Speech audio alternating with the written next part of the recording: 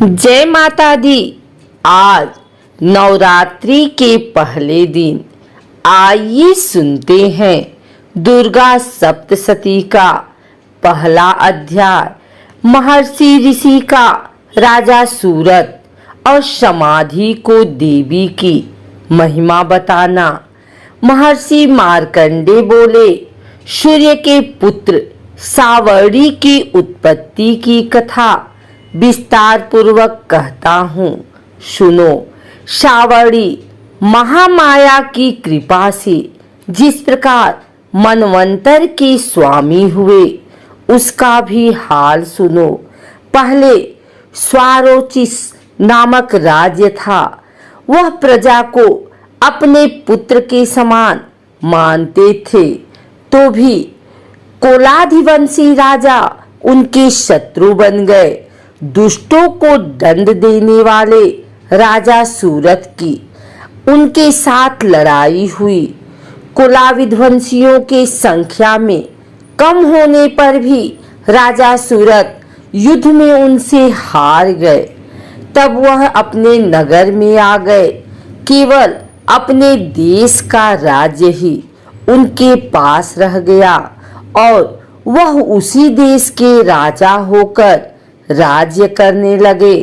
किंतु उनके शत्रुओं ने उन पर वहां आक्रमण किया। राजा को बलहीन देखकर उसके दुष्ट मंत्रियों ने राजा की सेना और खजाना अपने अधिकार में कर लिया। राजा सूरत अपने राज्याधिकार को हार कर शिकार खेलने के बहाने घोड़े पर सवार होकर वहां से एक भयंकर वन की ओर चले गए। उस वन में उन्होंने महर्षि मेधा का आश्रम देखा। वहां मेधा महर्षि अपने शिष्यों तथा मुनियों से सुशोभित बैठे हुए थे और वहां कितने ही हिंसक जीव परम शांति भाव से रहते थे।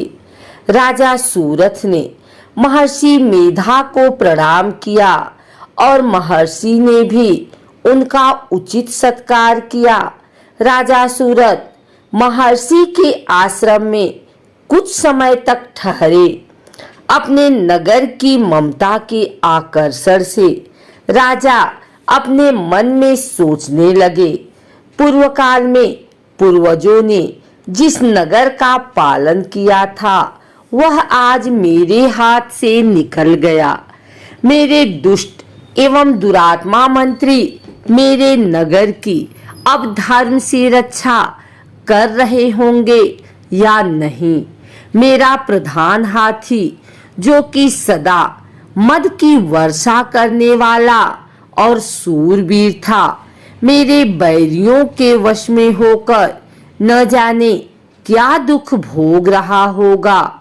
मेरे आज्ञाकारी नौकर, जो मेरी कृपा से धन और भोजन पाने से सदैव सुखी रहते थे और मेरे पीछे पीछे चलते थे, वह अब निश्चय ही दुष्ट राजाओं का अनुसरण करते होंगे तथा मेरे दुष्ट एवं दुरात्मा मंत्रियों द्वारा व्यर्थी धन को व्यय करने से संचित किया हुआ मेरा खजाना एक दिन अवश्य खाली हो जाएगा। इस प्रकार की बहुत सी बातें सोचता हुआ राजा निरंतर दुखी रहने लगा। एक दिन राजा सूरत ने महर्षि मेधा के आश्रम के निकट एक वैश्य को देखा। राजा ने उससे पूछा, भाई तुम कौन हो? यहाँ तुम्हारे आने का क्या कारण है और तुम मुझे शोकग्रस्त अनमने से दिखाई देते हो, इसका क्या कारण है? राजा के यह नम्र वचन सुन वैश्य ने महाराज सूरत को प्रणाम करके कहा। वैश्य बोला, राजन, मेरा नाम समाधि है। मैं धनियों के कुल में उत्पन्न एक वैश्य हूँ। मेरे दुष्ट स्त्री पुत्रादि को ने लोभ से मेरा सब धन छीन लिया है और मुझे घर से निकाल दिया है।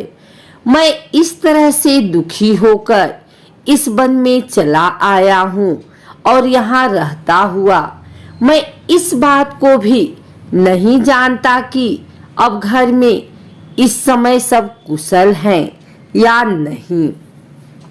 यहाँ मैं अपने परिवार का आचरण संबंधी कोई समाचार भी नहीं पा सकता कि वह घर में इस समय कुशल पूर्वक हैं या नहीं। मैं अपने पुत्रों के संबंध में यह भी नहीं जानता कि वह सदाचारी हैं या दुराचार में फंसे हुए हैं। राजा बोले, जिस धन के लोभी स्त्री पुत्रों ने तुम्हें घर से निकाल दिया है, फिर भी तुम्हारा चित्त उनसे क्यों प्रेम करता है? वैश्य ने कहा, मेरे विषय में आपका ऐसा कहना ठीक है, किंतु मेरा मन इतना कठोर नहीं है। यद्यपि उन्होंने धन के लोभ में पड़कर पितृस्नेह को त्याग कर मुझे घर से निकाल दिया है, तो भी मेरे मन में उनके लिए कठोरता नहीं आती। हे महामते, मेरा मन फिर भी उनमें क्यों फंस रहा है, इस बात को जानता हुआ भी मैं नहीं जान रहा। मेरा चित्त उनके लिए क्यों दुखी है। मैं उनके लिए लंबी लंबी सांसें ले रहा हूँ। उन लोगों में प्रेम नाम को नहीं है, फिर भी ऐसे निस्नेहियों के लिए मेरा हृदय कठोर नहीं होता है। महर्षि मार्कंडेय जी ने कहा, हे ब्राह्मण, इसके पश्चात महाराज सूरत और वह वैश्य दोनों महर्षि मेधा के समीप गए और उनके साथ यथा योग्य न्याय संभाषण करके दोनों ने वार्ता आरंभ की। राजा बोले, हे भगवान, मैं आपसे एक बात पूछना चाहता हूँ, सो आप कृपा करके मुझे बताइए। मेरा मन अधीन नहीं है, इससे मैं बहुत दुखी हूँ। राज्य धनादि की चिंता अभी तक मुझे बनी हुई है और मेरी यह ममता अज्ञानियों की तरह बढ़ती ही जा रही है। और यह समाधि नामक वैश्य भी अपने घर से अपमानित होकर आया है। इसके स्वजनों ने भी इसे त्याग दिया है। स्वजनों से त्यागा हुआ भी यह उनसे हार्दिक प्रेम रखता है। इस तरह हम दोनों ही दुखी हैं। हे महाभाग, उन लोगों के लिए अवगुणों को देखकर भी हम दोनों के मन में उनके लिए ममता जनित आकर्षण उत्पन्न हो रहा है। हमारे ज्ञान रहते हुए भी ऐसा क्यों है? अज्ञानी मनुष्यों की तरह हम दोनों में यह मूर्खता क्यों है? महर्षि मेधा ने कहा, विषम मार्ग का ज्ञान सब जंतुओं को है। सबों के लिए विषय पृथक पृथक होते हैं। कुछ प्राणी दिन में नहीं देखते और कुछ रात को, परंतु कई जीव ऐसे हैं जो दिन तथा रात दोनों में देख सकते हैं। यह सत्य है कि मनुष्यों में ज्ञान प्रधान है, किंतु केवल मनुष्य ही ज्ञानी नहीं होता। पशु पक्षी आदि भी ज्ञान रखते हैं। जैसे यह पशु पक्षी ज्ञानी है, वैसे ही मनुष्यों का ज्ञान है, और जो ज्ञान मनुष्यों में वैसे ही पशु पक्षियों में है, तथा अन्य बातें भी दोनों में एक जैसी पाई जाती है। ज्ञान होने पर भी इन पक्षियों की ओर देखो कि अपने भूख से पीड़ित बच्चों की चोंच में कितने प्रेम से अन्न के दाने डालते हैं। हे राजन, ऐसा ही प्रेम मनुष्यों में अपनी संतान के प्रति भी पाया जाता है। लोभ के कारण अपने उपकार का बदला पाने के लिए मनुष्य पुत्रों की इच्छा करते हैं और इस प्रकार मोह के गड्ढे में गिरा करते हैं। भगवान श्री हरि की जो माया है उसी से यह संसार मोहित हो रहा है। इसमें आश्चर्य की कोई बात नहीं, क्योंकि वह भगवान विष्णु की योग निद्रा है। यह माया ही तो है जिसके कारण संसार मोह में जकड़ा हुआ है। यही माया भगवती देवी ज्ञानियों के चित्त को बलपूर्वक खींचकर मोह में डाल देती हैं और उसी के द्वारा संपूर्ण जगत की उत्पत्ति होती है। यही भगवती प्रसन्न होकर मनुष्य को मुक्ति प्रदान करती हैं। यही संसार के बंधन का कारण है तथा संपूर्ण ईश्वरों की भी स्वामिनी है। महाराज सूरत ने पूछा, भगवान वह देवी कौन सी है जिसको आप महामाया कहते हैं?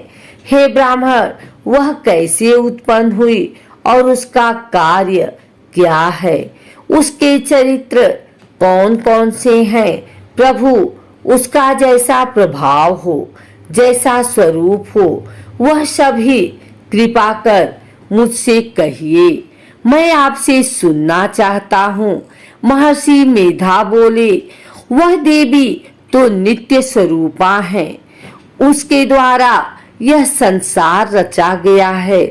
तब भी उसकी उत्पत्ति अनेक प्रकार से होती है। वह सब आप मुझसे सुनो। वह देवताओं का कार्य सिद्ध करने के लिए प्रकट होती हैं। उस समय वह उत्पन्न हुई कहलाती हैं। संसार को जलमय करके जब भगवान विष्णु योग निद्रा का आश्रय लेकर शेषशैया पर सो रहे थे, तब मधुकैटभ नाम के 2 असुर उनके कानों के मैल से प्रकट हुए और वह श्री ब्रह्मा जी को मारने के लिए तैयार हो गए। श्री ब्रह्मा जी ने जब उन दोनों को अपनी ओर आते देखा और यह भी देखा कि भगवान विष्णु योग निद्रा का आश्रय लेकर सो रहे हैं, तो वह उस समय श्री भगवान को जगाने के लिए उनके नेत्रों में निवास करने वाली योग निद्रा की स्तुति करने लगे।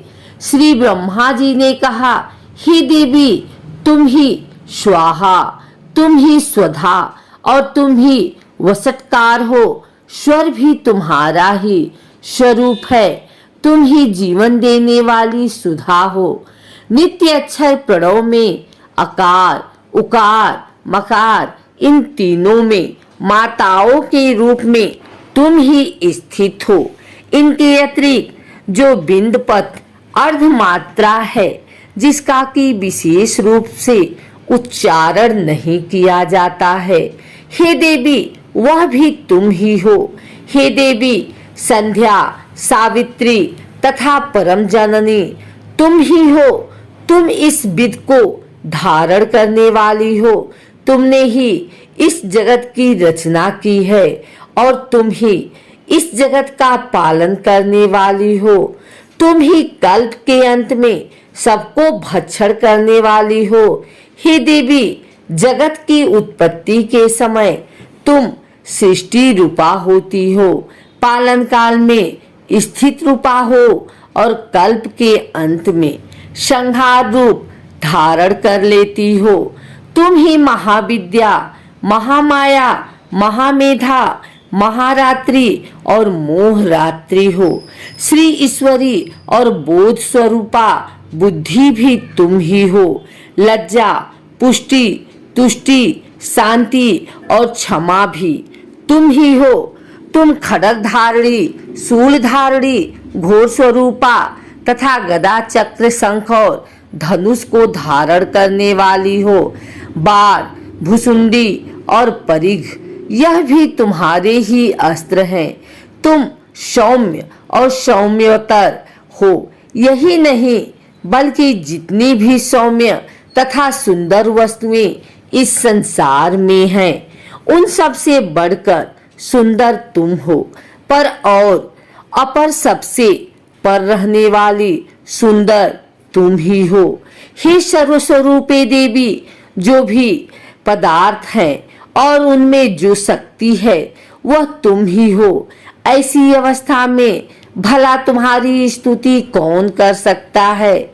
इस संसार की सृष्टि, पालन और संहार करने वाले जो भगवान हैं, उनको भी जब तुमने निद्रा के वशीभूत कर दिया है, तो फिर तुम्हारी स्तुति कौन कर सकता है।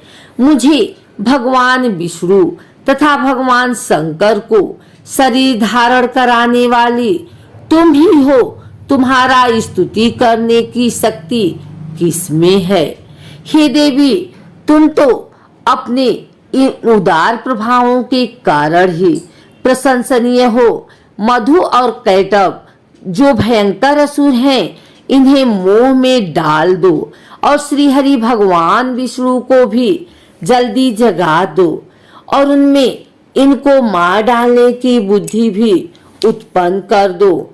महर्षि मेधा बोले, हे राजन, जब श्री ब्रह्मा जी ने देवी से इस प्रकार स्तुति करके भगवान को जगाने तथा मधु और कैटभ को मारने के लिए कहा, तो वह भगवान श्री विष्णु के नेत्र, मुख, नासिका, बाहु, हृदय और वक्षस्थल से निकल ब्रह्मा जी के सामने खड़ी हो गई। उनका ऐसा करना था कि भगवान श्री हरि तुरंत जाग उठे और दोनों असुरों को देख लाल हो रहे थे और जो ब्रह्मा जी का वध करने के लिए तैयार थे। तब क्रुद्ध हो उन दोनों दुरात्मा असुरों के साथ भगवान श्री हरि पूरी 5000 वर्ष तक लड़ते रहे। एक तो वह अत्यंत बलवान तथा पराक्रमी थे, दूसरे महामाया ने भी उन्हें मोह में डाल रखा था। अतः वह श्री भगवान से कहने लगे, हम दोनों तुम्हारी वीरता से अत्यंत प्रसन्न हैं, तुम हमसे कोई वर मांगो। भगवान ने कहा, यदि तुम मुझ पर प्रसन्न हो तो अब तुम मेरे हाथों से मर जाओ। बस इतना सा ही वर मैं तुमसे मांगता हूँ। यहाँ दूसरे वर से क्या प्रयोजन है। महर्षि मेधा बोले, इस तरह से जब वह धोखे में आ गए और अपने चारों ओर जल ही जल देखा, तो भगवान श्री हरि से कहने लगे, जहाँ पर जल न हो, सूखी जमीन हो, उसी जगह हमारा वध कीजिए। महर्षि मेधा कहते हैं, तथास्तु कहकर भगवान श्री हरि ने उन दोनों को अपनी जांघ पर लिटाकर उन दोनों के सिर काट डाले। इस तरह से यह देवी श्री ब्रह्मा जी के स्तुति करने पर प्रकट हुई थी। अब तुमसे उनके प्रभाव का वर्णन करता हूँ, सो सुनो।